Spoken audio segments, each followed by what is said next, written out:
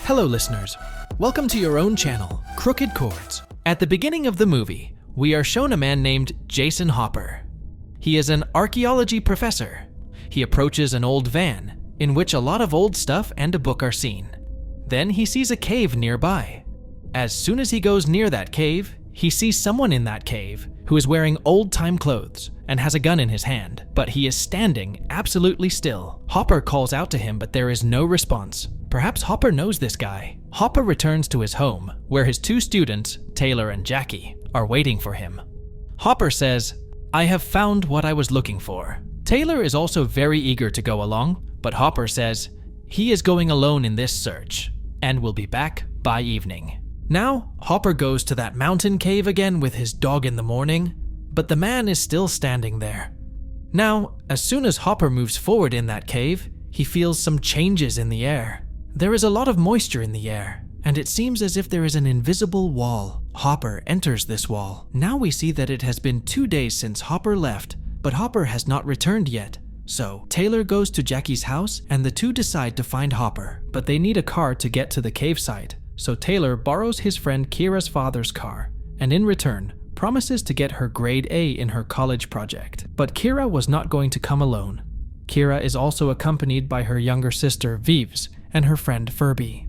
Both of them had brought many cameras with them to make a documentary of this journey. Now Furby gives everyone a camera. When asked by Vives, Taylor says Harper had been searching for some people for the last several years who suddenly disappeared one day in 1970, and to date, no clue has been found about him. But 2 days ago, Hopper might have found some clues in these caves. Now he too is missing for 2 days. Now everyone has reached that place. They find the same van there that Hopper found. Taylor finds a photo in the van that showed the same persons who went missing in 1970, but on the back of that photo was written Hopper. This means that these people were Hopper's parents. But why did Hopper hide this from them? And why did Hopper's parents come here after all? Either Hopper or these caves could answer all this. Just then, they see a rope going into a nearby cave. They think that Hopper must have gone to that cave through this route. But after going further, it is revealed that the rope is going into another deep cave. But the rope is cut in the middle. Now they all plan to go down, but Furby decides to stay there because the cave is about 100 feet deep, and he is a little afraid of heights. Now everyone starts going down with their ropes. Then Kara also feels the same invisible wall. Now after everyone comes down, Jackie and Vives proceed to see the cave. But then they hear a scream. They all get very scared. Kara says, "We have to get out of here now." Taylor says, "But we have to help Hopper." Kara says, "We just heard someone screaming. It's dangerous here. We have to leave from here right now." Jackie also supports Kara and starts climbing up first, as Jackie is the best climber of them all. But after going a little higher, the rope breaks and Jackie falls. While trying to save Jackie, Taylor's hand gets injured, and Jackie's leg gets injured due to the fall. Now when Taylor pulls the second rope, it also breaks and falls. It meant there was someone upstairs who had cut the ropes. Taylor gets angry at Furby. He thinks Furby was joking with them. He tells Furby on the radio to throw down another rope, but Furby does not respond. There can be only 2 reasons for this. Either Furby is a crazy psycho or he is in big trouble. Just then they hear something. They think that Furby must have screamed to scare them. But this sound came from below, and Furby could not get down. Then a voice comes from there saying that, "I am Furby." But this voice did not seem to be that of Furby. Now they all start fearing that someone else has Furby's radio. All go towards that voice. They saw a place from where the path to go up 25 feet above. Now when Sierra climbed a little higher and looked up, there too a cut rope was hanging. As soon as she looks down, she sees something that horrifies her. This was Furby. The fall broke his neck, which ended his life. Everyone was shocked to see this. Now Taylor takes the camera mounted on Furby's bag and plays it on the front wall with the help of a projector. Then another confusing thing comes to the fore. Furby says, "It has been more than an hour since my friends left me, but I have not received any reply on the radio yet." Then after going a little further, Furby sees Hopper's car and a rope nearby. Furby says, "My friends have gone to the wrong cave." Now Furby reads Harper's father's book, in which it was written, "Since ancient times it has been believed that there is some magical water or fountain of youth in these caves that can cure any disease, and even the dead can be brought back to life. Many people entered this cave in search of that water, but to date, no one has come back, And this story ran from Hopper's ancestors to Hopper's father. When Hopper's sister got an incurable disease, Hopper's father went to this cave with his wife and daughter to find the water to cure his daughter. But Hopper was saved from going into that cave because he was with his grandparents. Since then, Hopper has been searching for this place. In the next recording, we see that it is the next morning for Furby. Everyone was surprised to see this, because it was still 1 o'clock in the day on their clock. But the matter of concern was that none of them had told about this place at their home. This means that no one is going to come here looking for them. By evening, Furby had finished all the food and water. Now he thinks that he will go down the cave through Hopper's path because the path through which Taylor and everyone else had gone was very deep, and if lucky, might find Hopper's car keys near his body. Now Furby slowly starts descending. As soon as he crosses that invisible wall, he sees that the sky is shining strangely. Before Furby can understand anything, someone cuts his rope and Furby falls. When Vives looks at the date on the camera, the date is 2 days ahead. This thing was much more complicated than they all thought.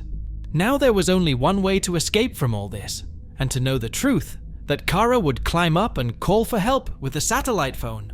Though scared, Kara agrees to climb up. Now, slowly with caution, Kara climbs up. Upon reaching the top, Kara sees that everything outside has changed. When they came here, it was like a forest, but now this place has become desolate. Kara was also having trouble breathing.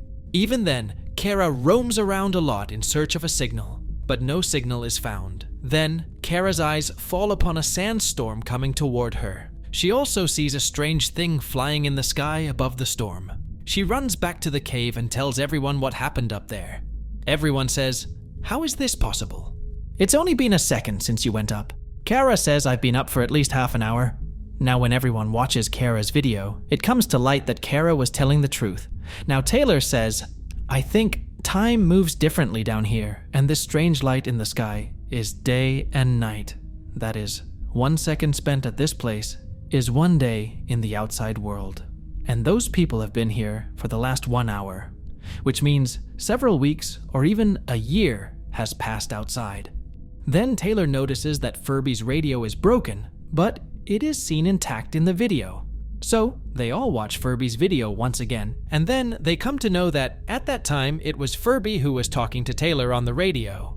But then someone comes there and attacks Furby. That means Furby was not killed by the fall, but was murdered.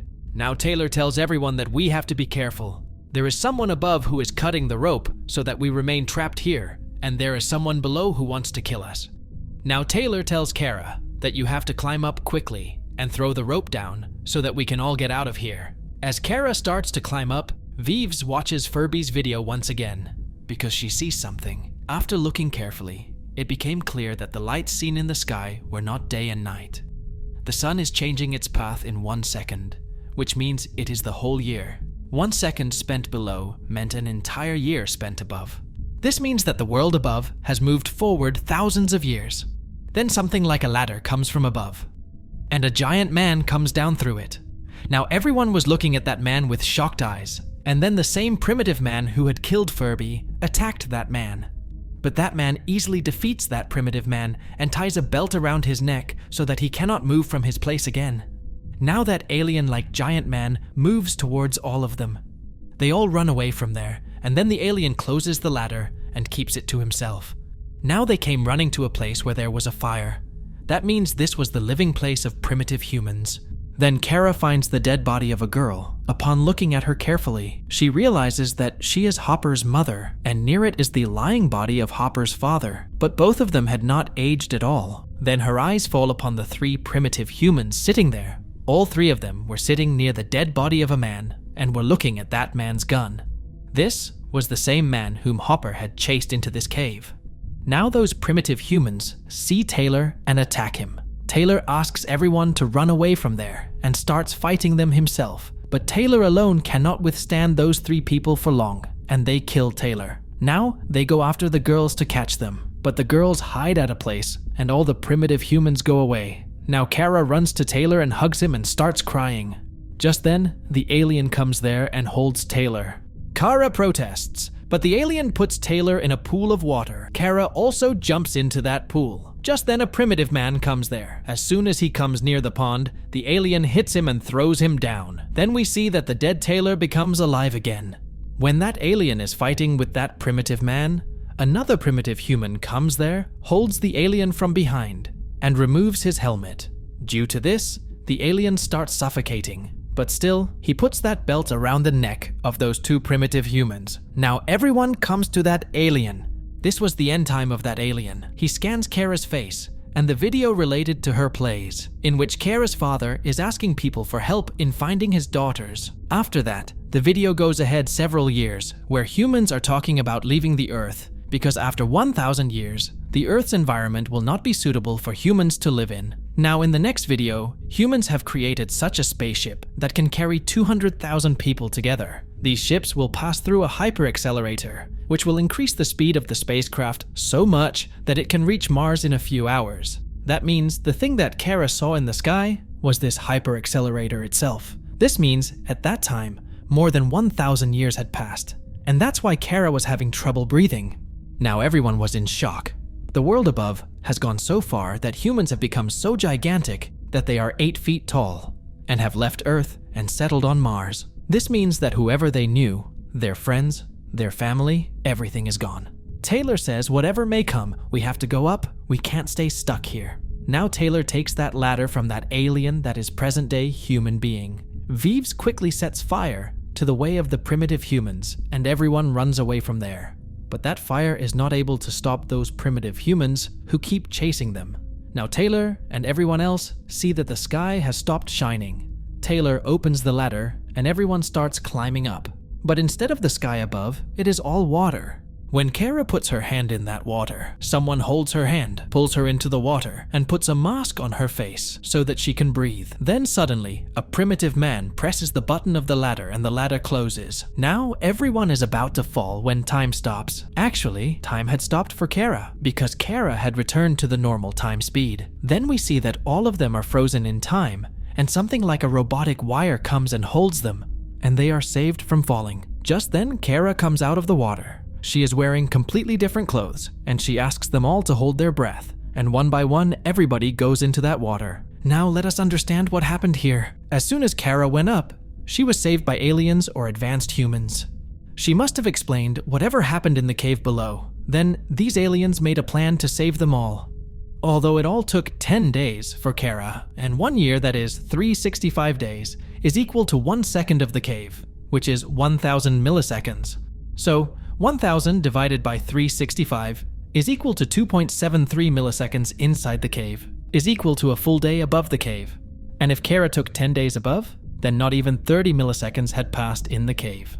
That's why before they could fall, Kara came back, fully prepared to pick them up. Now we see that after everyone goes up, the same robotic wires come again and are seen going inside the cave. We are now shown Furby. He was alive again. Earth was visible from behind Furby, which means Furby is in a spaceship, and he also sees some alien-like creatures. Just then, Hopper also comes out of the water. His parents were also alive again, along with him, and Hopper's sister runs to her parents. Hopper was amazed to see all this. Then everyone else comes there too. Taylor tells Hopper that there is a lot to tell. Then that ship passes through the hyperaccelerator and moves away from the Earth. In the end, we can assume that these new humans have come here following the signal of the 8 feet tall man who had come there. And as we thought that someone had cut the rope from above, actually no one was cutting the rope. Only the part which was inside the cave was intact, but the part on the other side had become years old. Hence it was becoming weak and breaking on its own. Suppose these people stayed in the cave for 5 hours, and 1 second is 1 year. This means by the time these people came back up from below, 18,000 years had passed. So friends, whatever you want to do it soon. So doing first thing first means liking and sharing this video. This was today's movie. See you in the next video. Till then, take care of yourself and your loved ones. Bye.